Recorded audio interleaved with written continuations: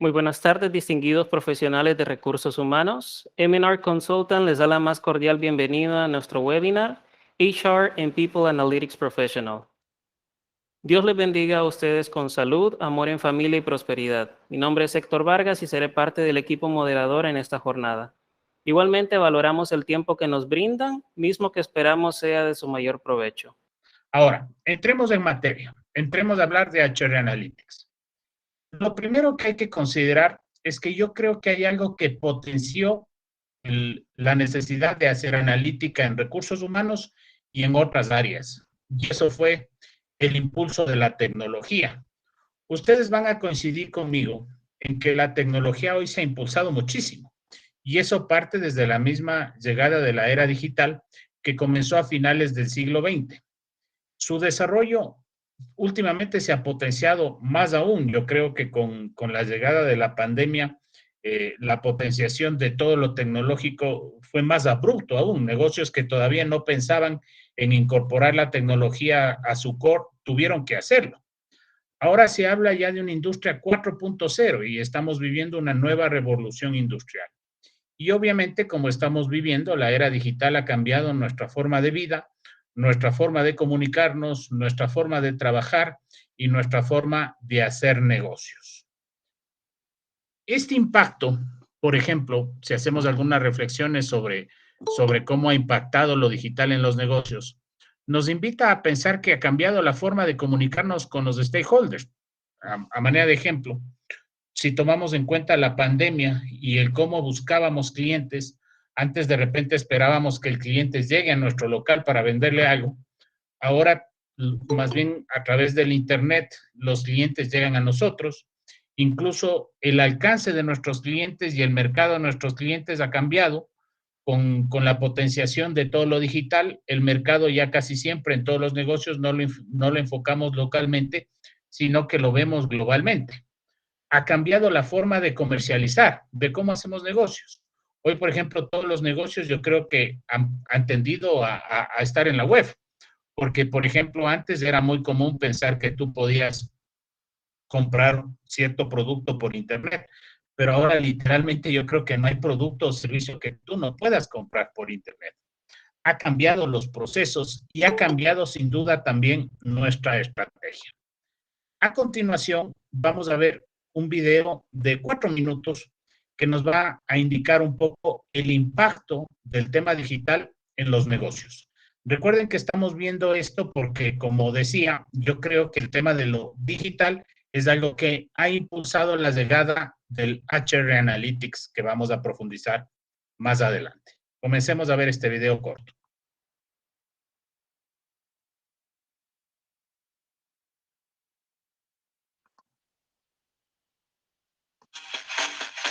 Últimamente la tendencia de reemplazar la mano de obra humana por la de robots ha ido imponiéndose en algunos de los países más desarrollados y esto ha generado opiniones encontradas. ¿Es correcto reemplazar al hombre por una máquina?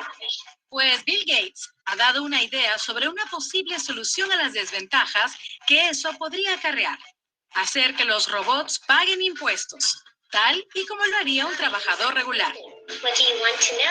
Esta lógica obedece a que las compañías que están optando por robots seguirán aumentando sus ingresos al reducir costos y aumentar la producción. Entonces, con ese dinero que se ahorran, deberían asumir los impuestos de cada uno de sus robots.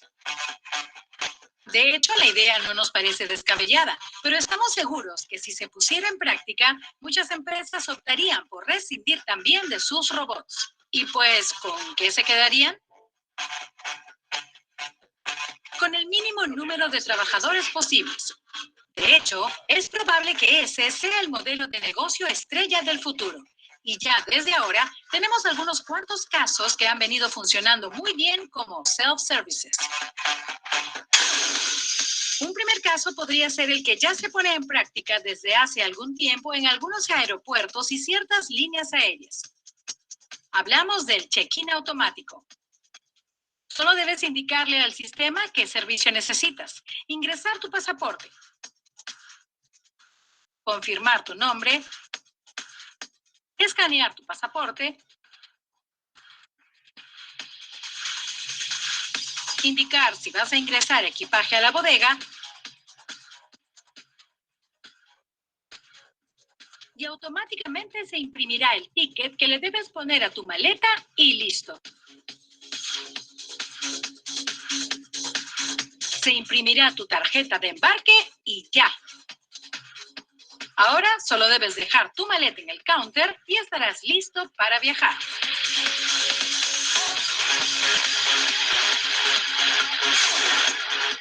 Pero pasemos ahora a otro giro de negocio. ¿Qué te parecería un bar en el que no tengas que esperar a que te sirvan tu cerveza? Pues sorpresa, ya existe. En este tipo de negocios te entregan una tarjeta, la cual debes colocar en este espacio. Luego puedes servirte la chela y en esta pantalla aparecerán las onzas que te vas sirviendo y cuánto te costará ese consumo. Ojo, que cuando la tarjeta ya no tenga más crédito, también la puedes cargar con más dinero. Y ni qué decir de este restaurante. Se llama Itza. Queda en San Francisco y te ofrece una experiencia bastante particular, ya que no hay personas que te atiendan en este establecimiento de comida rápida. Entonces, ¿cómo ordenas? Pues tanto dentro como fuera del mismo, encontrarás tablets que contienen el menú. Lo primero que debes hacer es pasar por la ranura la tarjeta con la que vayas a pagar. Elige el platillo y o la bebida que quieras. Ojo que también podrás encontrar la información nutricional de cada una de las opciones de la carta e ir añadiendo lo que elijas a una especie de lista. Cuando estés listo, solo pones la opción ordenar y solo te queda esperar. Lo curioso es cómo te entregan la comida. Tu nombre aparecerá en uno de estos casilleros y solo debes darle clic para abrirlos. ¡Voilà! ¡Listo para comer! Totalmente futurista el concepto, ¿no crees? Pero si de negocios futuristas hablamos, échale un vistazo a esta nueva idea de Amazon. Y es que estos chicos crearon una tienda física llamada Amazon Go, mediante la cual podrás comprar lo que necesites solo entrando, cogiendo el producto que quieras e irte. ¿Cómo sería eso? ¿Sin pagar? Pues no. Escucha cómo funciona. La idea es que descargues la app de Amazon Go y cada vez que entres debes registrarte con el QR que te darán. Ahora solo debes ocuparte de escoger lo que quieras y te lo cobrarán automáticamente gracias al sistema de visión computacional mediante algoritmos. Suenan tan complejo que prefieren llamarlo tecnología solo ándate. Apenas el sistema detecta que sacaste un producto del anaquel, te lo debita, pero si cambias de opinión, no te lo cobra. Apenas sales, te llegará a la cuenta de lo que gastaste en ese momento. Perfecto, ¿no? La tienda abrirá este año en Washington. Veremos cómo le va. Estos solo fueron algunos ejemplos de lo que llamamos la automatización de servicios, la cual ya podemos ver funcionando en algunos países. Así que cerramos la nota dejándote un cuestionamiento que se cae de maduro. ¿Crees que este tipo de negocios podría funcionar aquí? Pues habría que probar al menos, ¿no te parece? Muy bien, amigos. La idea de ver este video era reflexionar de cómo lo digital ha impactado en los negocios. Como les decía antes, sin duda la llegada de la era digital ha cambiado la forma de cómo hacemos negocios, nuestros procesos, nuestro enfoque de administración de gente incluso, ¿no? Veía el día de ayer en las noticias que en China se dio el primer locutor de noticias que era un robot y tenía imagen humana. Es impresionante lo que estamos viendo día a día con la llegada de lo digital a los negocios. Yo creo que el impacto de lo digital es lo que ha hecho que se potencie mucho la llegada de la analítica. Y justamente esa potenciación se da cuando en los negocios comienza a aplicarse el Business Intelligence o el BI. Esto hace referencia al uso de estrategias y herramientas, que sirven para transformar información en conocimiento y se da con el objeto de mejorar el proceso de toma de decisiones de la organización. En otras palabras, Con la llegada de la tecnología, los negocios pudimos generar más datos de la gente y de todos los procesos. Y sobre la base de esa información, obviamente, podemos tomar mejores decisiones.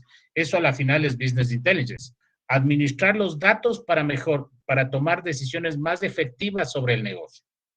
Para poder hacer este tipo de analítica en el negocio, por ejemplo, se ocupan programas informáticos que a propósito de eso son gratuitos y que nos permiten justamente hacer este tipo de análisis. Uno de estos programas es el Power BI, que es un programa que tiene varias ventajas, pero lo principal es que tiene una ventaja para unificar datos que pueden estar en diferentes bases de datos.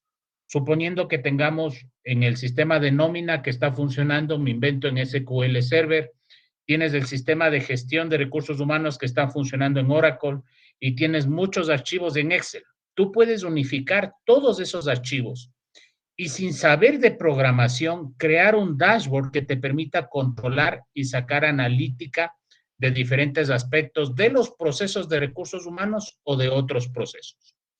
Y un programa que también es gratuito que les invito a investigar es R, con la letra R, como lo ven ahí, RStudio, que es un programa que sirve para hacer justamente correlaciones. A manera de ejemplo, a través de R tú podrías decir, oye, quiero determinar de todos estos factores cuál es la variable que más incidencia tiene en la rotación de la gente. Imaginemos que ingresamos datos como edad, rendimiento, años de antigüedad, formación y todos los insumos que quieran. Y le vamos a preguntar al sistema de todos estos datos, ¿cuál es el que más impacto tiene en la rotación de la gente? Es decir, ¿cuál de todas estas variables es la que más incide para que la gente deje nuestra organización? Entonces, la llegada de este tipo de herramientas y del BI es lo que potenció a que pensemos en analítica de recursos humanos. Y eso ha hecho que como área de recursos humanos tengamos que estar pensando en un cambio de rol. Yo este cambio de rol lo denomino ir hacia un enfoque de recursos humanos enfocado en la tecnología y en la administración de los datos, que lo denomino el Lead Talent, y desde el punto de vista tecnológico. Y eso nos lleva a pensar en la evolución que hemos tenido como área. Un gurú de recursos humanos que sin duda ustedes habrán leído, Ulrich, autor de varios libros como el Balance Scorecard de Recursos Humanos Champion, entre otros, dice que como área hemos ido teniendo una evolución. Por ejemplo, fuimos un área que nace como un apoyo a la infraestructura de la firma. Década de los 70, recursos humanos nace para apoyar a decir dentro de la empresa quién hace qué, quién reporta a quién debe hacer determinadas funciones. Segunda era, recursos humanos enfocado en el empleado. Recursos humanos comienza a preocuparse de que el empleado esté contento de estar en la organización, de que cumplamos sus necesidades. Tercera era, recursos humanos enfocado en el cambio. Recursos humanos, bueno, los 90 es la década de más cambios, quizás esta que estamos viviendo va a ser la catalogada nueva era del cambio, pero los 90 fue una era de mucho cambio, justamente lo tecnológico se potencia ahí, y recursos humanos tuvo que encargarse de que el cambio sea fácil para las personas. Primera década del 2000, recursos humanos enfocado en lo estratégico, recursos humanos apoyando a que la estrategia se cumpla. 2010 al 2020, recursos humanos orientado al cliente, recursos humanos preocupándose de la experiencia cliente interno y de la experiencia cliente externo y orientar todos los procesos hacia la expectativa del usuario. 2020-2030, el Lead Talent. ¿Y cómo podemos entender al Lead Talent? Debemos entenderlo como un enfoque de gestión que busca, a través del uso de la tecnología y la administración de los datos, apoyar a que la visión y misión institucional de nuestras empresas se cumpla a través de una efectiva y oportuna aplicación de los procesos de recursos humanos desde una perspectiva de alineamiento estratégico y orientación al cliente. En otras palabras, y para resumir, la idea es incorporar la tecnología a recursos humanos para poder contar con datos que ayuden a tomar decisiones efectivas para el negocio.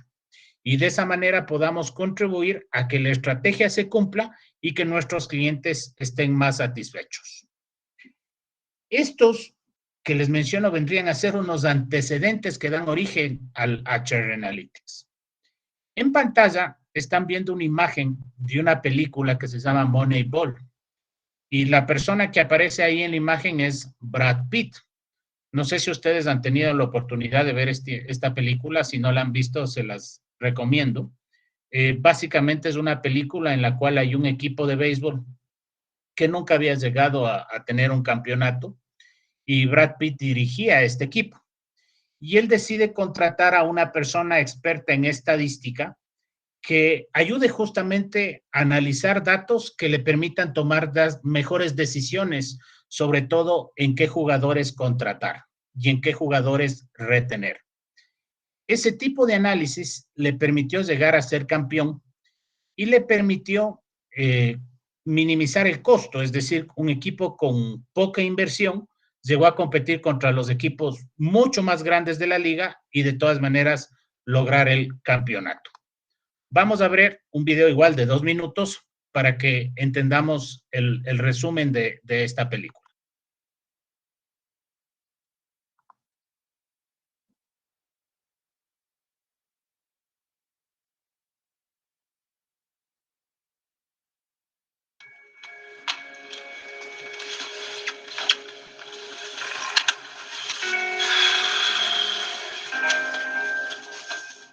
Entonces, usando esta ecuación de aquí arriba, proyecto lo que se necesita para ganar al menos 99 juegos para llegar a la postemporada y anotar al menos 814 carreras para ganar esos juegos y no permitir más de 645 carreras.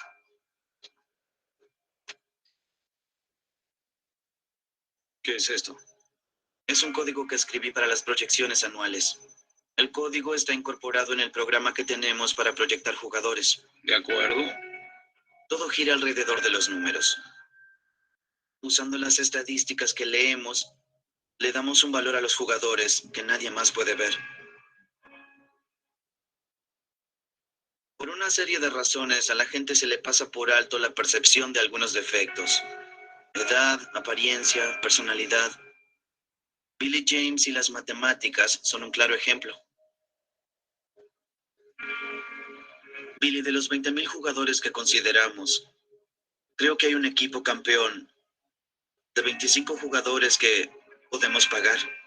Son subestimados por todos en el béisbol, como una isla de juguetes descartados.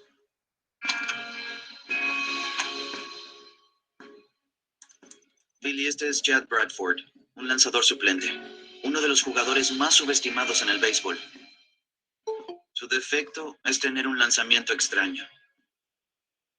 No le importa a nadie de las ligas mayores porque se ve extraño. Este sujeto no solo es el mejor lanzador que exista, sino que es el lanzador suplente más efectivo en el béisbol. Este sujeto costaría $3 millones al año. Podemos conseguirlo por 237,000.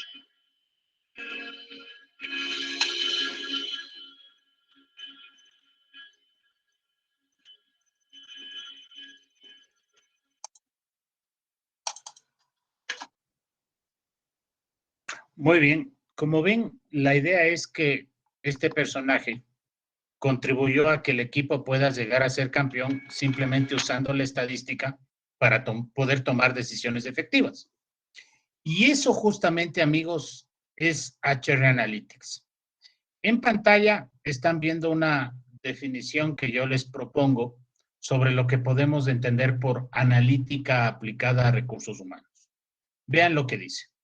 Es una metodología y un proceso integrado de análisis de datos que permite proveer de evidencias que pueden ser usadas para la toma de decisiones sobre las personas con el objetivo de mejorar el rendimiento individual y organizacional. Entonces, es un cambio de enfoque en el cual, ¿para qué usamos los datos? Lo que sí quiero advertir es algo, ¿no? Mucha gente dice, analítica de recursos humanos es comenzar a tener KPIs de los procesos del área, y la respuesta es no. Yo les invito a pensar que decir que tienes analítica dentro del departamento de recursos humanos es cuando sobre la base de los datos del área, el negocio, es decir, nuestra empresa, comience a tomar mejores decisiones. Es decir, cuando los datos que generamos ayuden a que nuestra empresa sea más productiva, más competitiva, es ahí donde vamos a comenzar a estar diciendo que tenemos proyectos de analítica dentro del área. Ahora, dentro de los diferentes textos que ustedes van a poder encontrar, van a ver que, bueno, a propósito, no hay escrito mucho sobre analítica. Sobre analítica hay muy pocos textos, al menos en español. Pero en materia de las diferentes definiciones que hay, van a ver que hay algunos autores que hablan de People Analytics y otros hablan de HR Analytics. En realidad la diferencia es muy pequeña, sin embargo en pantalla yo me he permitido tratar de aclarar los términos, ¿no? People Analytics es la identificación y cuantificación sistemática de datos de personas, es decir, es analizar datos de personas, no de procesos, sino de la gente, y de esa manera contribuir con información que ayude a mejorar la toma de decisiones del negocio. Mientras que HR Analytics, en cambio, analiza información de los procesos de talento humano para, con el mismo principio, contribuir a que nuestro negocio pueda tomar mejores decisiones. Entonces, la diferencia básica entre los dos modelos sería la variable de análisis. El People Analytics analizaría datos de la gente y el otro analizaría resultados del proceso global dentro del área. Llámese proceso de selección, evaluación, contratación, desvinculación, etc. Una invitación que yo quisiera hacerles aquí. Primero, cuando piensen en proyectos de analítica, hay que pensar que no lo van a poder hacer solos. Yo creo que cuando piensen en un equipo de analítica, hay que pensar primero en el reto de que el equipo va a tener que tener diferentes especialidades. Por ejemplo, alguien del equipo de analítica dentro del área debería ser experto en la parte de TI. Necesitas también alguien que maneje muy bien el tema financiero para todos los números e impactos en el negocio. Necesitas también alguien que sea muy bueno en la parte de estadística. Y obviamente también creo que es muy importante el que el negocio o la empresa nos quiera dar datos sobre los procesos core o sobre los procesos agregadores de valor. Suponiendo, digamos que un proyecto de analítica es, oye, quiero determinar en el área comercial de todas las competencias que estoy evaluando, ¿cuál es la que más impacto tiene en el negocio? Es decir, de todas las competencias que estoy midiendo en la evaluación, ¿cuál es la que más impacto o influencia tiene en el rendimiento? Es decir, en los resultados que obtiene un ejecutivo comercial. Usted tiene los datos de cuánto sacó en las competencias, pero los datos de ventas a veces es información que el área usuaria no nos lo proporciona.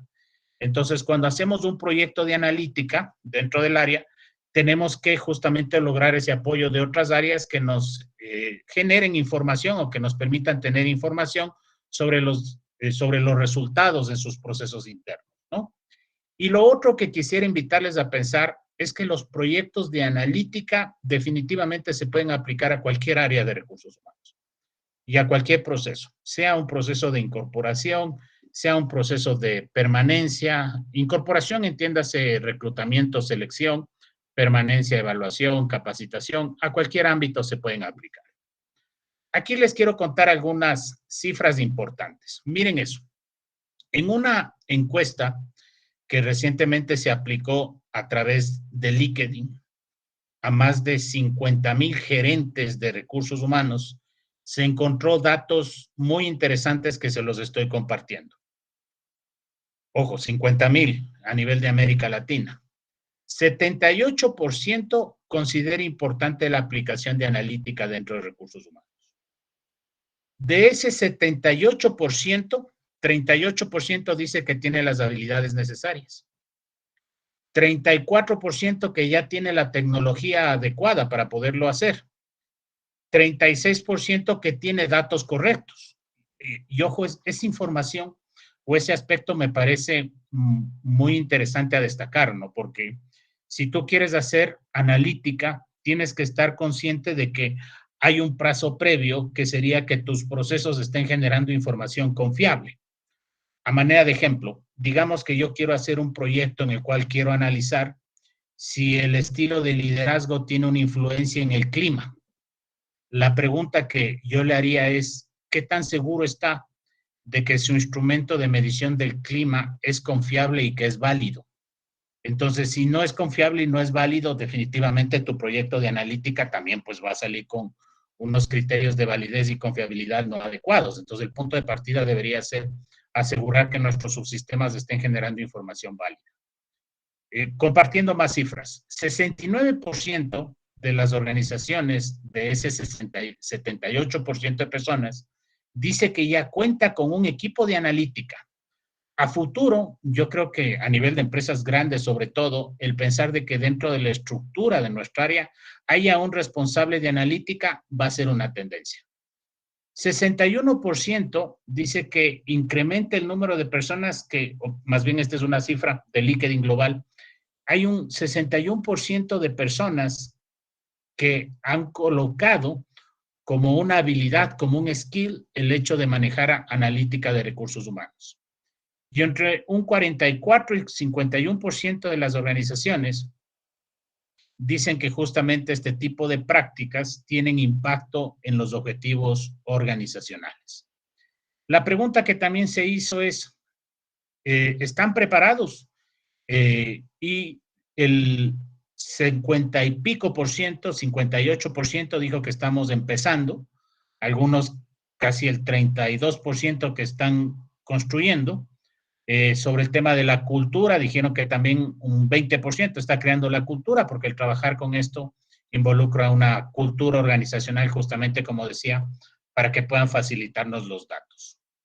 Estamos preparados, dijeron que dentro de las cosas positivas hay la demanda, es decir, las organizaciones ya están pidiendo que recursos humanos comience a generar proyectos de analítica.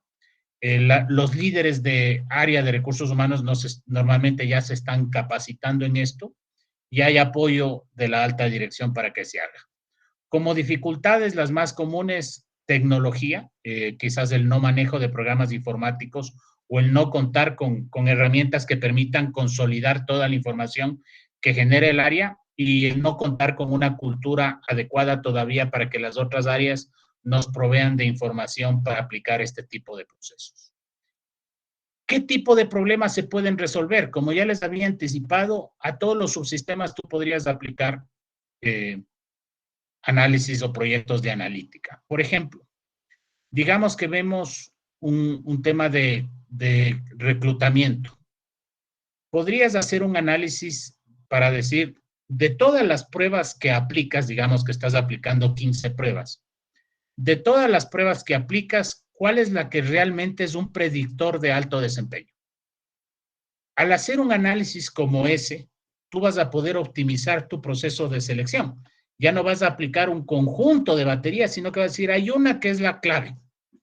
A nivel de formación, tú podrías decir, oye, ¿qué perfil tienen los participantes, alumnos, de mejor rendimiento en un curso? ¿Qué características están teniendo eso? A nivel de compensaciones, a manera de ejemplo, podrías decir, ¿qué es lo que realmente está produciendo que los empleados se sientan más satisfechos? ¿Qué les está haciendo atractivo desde el punto de vista de beneficios? A nivel de selección, ¿qué variable es la que determina el éxito de un candidato? A nivel de nómina o de planilla, conocer qué empleados se van a ir. Imagínense en poder predecir qué empleados van a dejar la empresa. Poder predecir qué empleados van a ser los de mejor desempeño al momento de ser contratados. Esos son ejemplos de analítica. Entonces, aquí se vienen algunos retos. El primer reto es el uso de analítica en recursos humanos nos aporta un valor diferencial para conocer la situación actual, predecir futuros escenarios y tomar decisiones estratégicas del negocio de forma acertada. El segundo reto, cualquier profesional del ámbito de recursos humanos, hoy en este entorno, debe ser capaz de recoger datos, analizarlos y extraer información clave para el desarrollo de la compañía. Y el tercer reto que quisiera invitarlos a pensar es que jugamos un papel importante y debemos apoyarnos en la toma de datos como hacen el resto de departamentos estratégicos de la empresa, como es marketing y finanzas. Imaginen que un gerente general, un CEO en una empresa, confía mucho en estas áreas porque son las áreas que normalmente le proveen de información para que pueda tomar decisiones del negocio. La idea es que como recursos humanos también podamos llegar a eso. Cuando hablamos de niveles de analítica, hay diferentes enfoques incluso, pero el más usado es el que les estoy mostrando en pantalla. La primer tipo de analítica se llama analítica descriptiva. El segundo tipo de analítica se llama analítica predictiva y el tercer tipo de analítica se llama analítica prescriptiva. Como pueden ver en pantalla, lo común, como se imaginarán, es que la mayor parte de las empresas están haciendo analítica descriptiva, el 84% de las empresas. Un 13% de las empresas están llegando a hacer analítica predictiva y solo un 3% de las empresas llegan a hacer analítica prescriptiva. ¿Qué es la analítica descriptiva? Como el nombre lo dice, es describir lo que está ocurriendo en la actualidad. Por ejemplo, pero no es solo describir el fenómeno, sino también encontrar la causa y el efecto, a manera de ejemplo. Estamos teniendo una alta tasa de rotación y la causa de la rotación, a manera de ejemplo, es el estilo de liderazgo de nuestros gerentes. Entonces, la analítica descriptiva no solo dice el problema, sino también que ya con datos estadísticos determina la causa. ¿Qué es la analítica predictiva? La analítica predictiva es decir, si es que no hacemos nada, es decir, si no intervenimos el estilo de liderazgo, lo que va a pasar de aquí al 2023, al 2024, es que todas estas personas van a dejar la empresa. Eso es analítica predictiva, como el nombre lo dice, es comentar lo que va a pasar. Y la analítica prescriptiva, haciendo una analogía, y permítanme usar esta expresión, es la receta, es como el cómo puedo sanear esto. Es decir, si yo intervengo el estilo de liderazgo y si comenzamos a tener este tipo de competencias en los líderes, la tasa de rotación va a disminuir en este sentido. Es como un plan de intervención. La analítica prescriptiva es generar una receta que permita solventar esa problemática. Eso, en resumen, es hablar de los diferentes tipos de analítica. Modelos de analítica, hay varios. Sin embargo, el que más me gusta a mí es un modelo europeo del Instituto de Investigación y Conocimiento que plantea lo siguiente. Tú debes partir de un problema organizacional o de un área, de un stakeholder que tú quieras atender. Debes diseñar la investigación, ahí vas a determinar el tipo de investigación que vas a hacer. Debes identificar los datos que necesitas para poder cumplir esa investigación. Aplicas instrumentos para recopilar esos datos y de ahí viene la estadística avanzada. Lo ideal, según este modelo, es que automatices el proceso para que esto sea cíclico, ¿no? Es decir, que incluso tú puedas tener datos en tiempo real sobre cómo están moviéndose esos datos y sobre el nivel de incidencia de esos datos en la problemática que estás queriendo solventar. Aquí un paréntesis. El tema de automatización suena muy complejo, ¿no? Sin embargo, como había dicho antes, R y Power BI son software gratuitos. Incluso ustedes pueden descargarse gratuitamente desde el Internet. Pero sí les invito a que profundicen en el manejo de estas herramientas porque sin duda creo que pueden agregar valor. Entonces, cuando hacemos un proyecto de analítica, seguramente nos van a surgir algunas preguntas claves dependiendo del tipo de proyecto que quieras hacer. Recuerden que hay 3 enfoques, ¿no? Descriptivo, predictivo y prescriptivo. En el primero vas a decir qué ha sucedido, vas a dar un informe, pero la visión ahí va a ser cómo ha sucedido, por qué ha sucedido. En el segundo vas a decir qué está sucediendo, vas a dar alertas y cuál es la mejor acción a partir de ahora, recomendaciones. Y también un enfoque en analítica es qué va a suceder, es hacer predicciones, hacer inferencias. ¿Qué es lo mejor o peor que puede suceder? Y ahí comenzamos a hacer simulaciones sobre la base de los datos. Ya para ir cerrando, algunos casos de éxito que quería compartir con ustedes. Por ejemplo, en una empresa latina de Sudamérica que tenía una altísima rotación de personal, decidieron hacer un proyecto de analítica. Ellos tenían un 27% de rotación. Y el objetivo era determinar el perfil del empleado que se va y hacer una predicción temprana de los que se van a ir. Entonces, las preguntas claves eran, ¿qué variables influyen significativamente en las salidas no deseadas? Digo no deseadas porque puede haber algunas que sí sean deseadas. En este caso, la idea era saber por qué se va la gente que no queremos que se vaya. Y la segunda hipótesis o iniciativa del proyecto era si es posible crear un modelo que permita predecir si quieren, el perfil de las personas con mayor tendencia a salir. Para eso se hizo un estudio descriptivo e inferencial, se hizo una predicción individual, se trabajó con los datos disponibles. Por si acaso, un comentario. Los resultados de un proyecto de analítica pueden variar de organización a organización. En el caso de esta organización, ustedes están viendo ahí al costado, que las variables que más influían era la siguiente. Los que más se iban eran las personas que menos incremento salarial habían tenido, los que menor formación o capacitación habían recibido de la empresa, los de menor reconocimiento, los de menor titulación, el tipo de contrato también incidía y los resultados de la evaluación del desempeño también tenían una incidencia. Pero si es que vemos cuáles eran las variables que mayor incidencia tenían, serían la primera, ¿no? Aquellos que no habían recibido incremento salarial ni apoyo en sus procesos de rotación. Vean este segundo caso, optimización del proceso de selección. No sé si alcanzan a visualizar bien, pero este es un caso europeo, donde en esta empresa recibían 4,000 hojas de vida y de esas 4,000 hojas de vida apenas llegaban a ser 20 contrataciones o a ser 20 incorporaciones. En el proceso, lo que hacían al recibir los 4,000 hojas de vida era hacer un análisis manual de esas hojas de vida. Es decir, ver quiénes cumplen el perfil duro, la formación, la capacitación, la experiencia. A los que pasaban eso, iban a una llamada telefónica donde se confirmaba algunos aspectos vinculados a aspiraciones, vinculados a aspiración salarial, vinculados a confirmar unos datos que a veces en el perfil duro no se podrían confirmar a ciencia exacta, y se pasaba a una entrevista personal.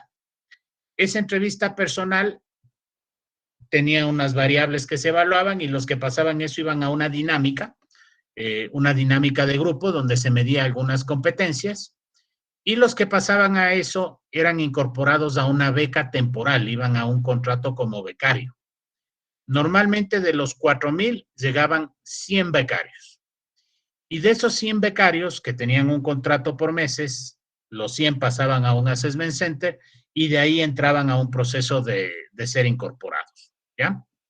Lo que se buscaba o los objetivos del proyecto era identificar las variables que determinan a los candidatos exitosos y obtener el algoritmo que permita obtener la probabilidad de éxito y automatizar ese algoritmo.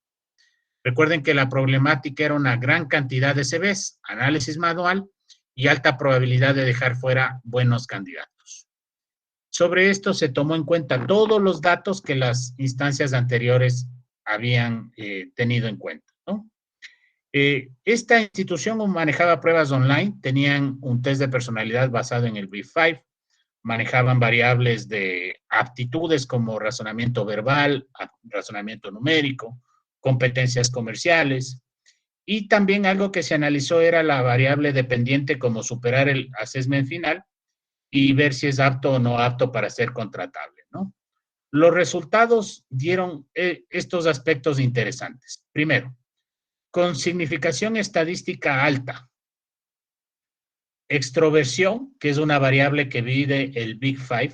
Por si acaso, el Big Five es un test de personalidad que analiza variables de personalidad que inciden en el desempeño laboral. Hay muchos test de personalidad en el mercado, pero solamente el Big Five analiza variables de personalidad, como digo, que inciden en lo laboral. El resto de test más están orientados al área clínica. Y lo cognitivo. Dentro de lo cognitivo, la variable que se encontró que más incidencia tiene, positiva, en los candidatos que aprobaban el proceso, como había dicho, es el potencial de aprendizaje. Con cierta relevancia apareció el locus de control o autoatribución y la aptitud comercial. Por si acaso, para quienes no conozcan qué es locus de control, es a lo que yo atribuyo lo que me ocurre.